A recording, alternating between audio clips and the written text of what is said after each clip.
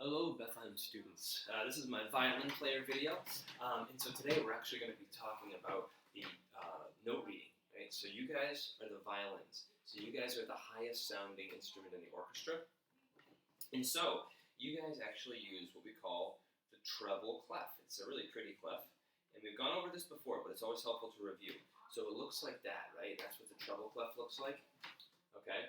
And if you notice, the treble clef circles around the second line, so it's also called the G clef because the second line is G. So for violins, that G, the second line on the staff, is third finger on the D string, right? G. So D, E, F, G, that's third finger on the D string is a G, and that's what that second line is. And one way to remember the lines: every good boy deserves fudge, right? Or empty garbage before dad flips, okay? That's one way to memorize, right? Memorize the lines. And let's fill in the spaces, right? So what comes between E and G in the alphabet? A, B, C, D, E, F, right? We got an F, and then an A. Oh, sorry. So we have E, F, G, and then after G, and then think of your D major scale, right? D, we have D, E, F, G, after G comes A, right? The open A string. So we have A, C, A, B, C, D, and E, right? So I wrote lowercase letters, I wrote down the spaces there. So you have E, F, G, A, B, C, D, E, F. And you know underneath that E, right? We call that the earth. Underneath the earth is dirt, right? So we put a D, that's your open D. The D that I just added right here, that's an open D, okay? So we have from the D, E, F, G, A, B, C, D, E, F, okay? And actually, this E and this F up top, those are actually your E string. That's your first string, your highest string, correct? So the E is open E, and the F is first finger on the E string. That's actually an F. It's an F sharp. So we have so most of the notes here are on the D and the A string. Okay. So we can go D, E, F, G, A, B, C, D, E, F. Okay. And the piano is the same thing. And then you have an E and an F up here. Okay. Good. So let me just try a couple examples, and you can call out the notes. How about this? I'll write the note, I show it to you, you pause the video, you try to figure it out, and then you press play again, and I'll tell you what note it is, okay? So here we go. What note is that?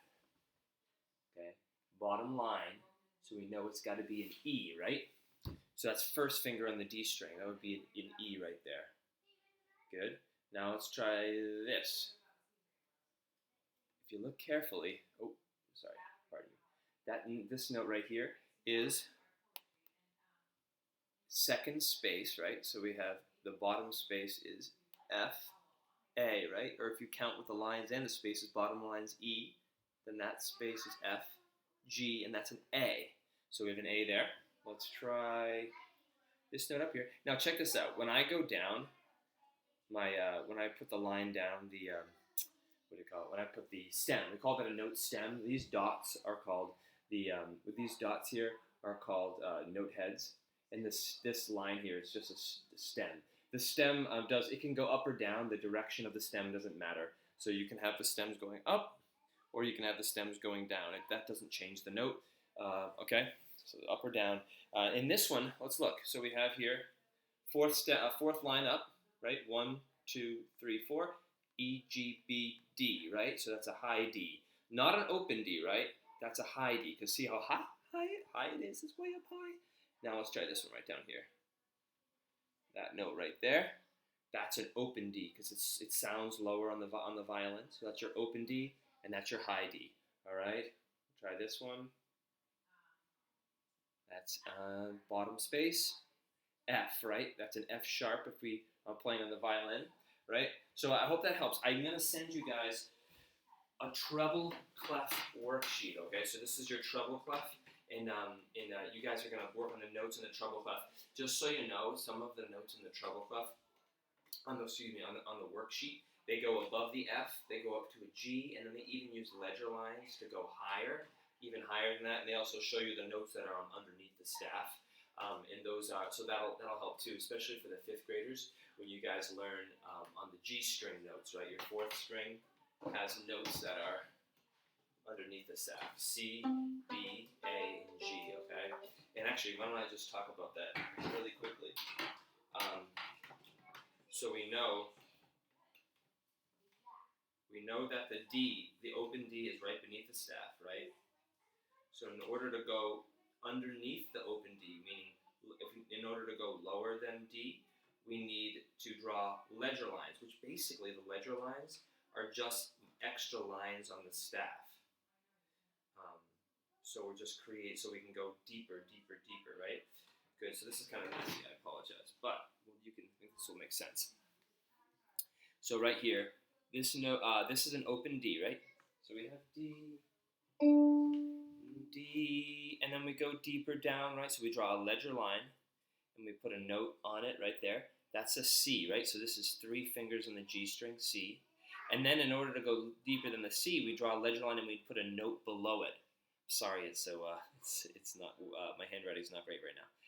Then in order to go deeper than the B, we have to draw 2 ledger lines beneath the staff.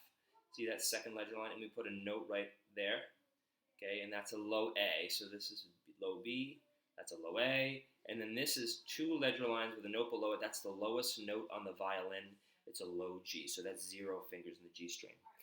And I believe for the 5th graders, remember we said on the G string notes, A, B, C, easy as 1, 2, and 3 on the G string. On your 4th string, 1 is low A, 2 is low B, 3 is low C. All right, I just want to make sure you guys recognize that when you see the notes on the worksheet. So good luck. Hope that helps, and we'll talk to you soon, all right? Bye, guys.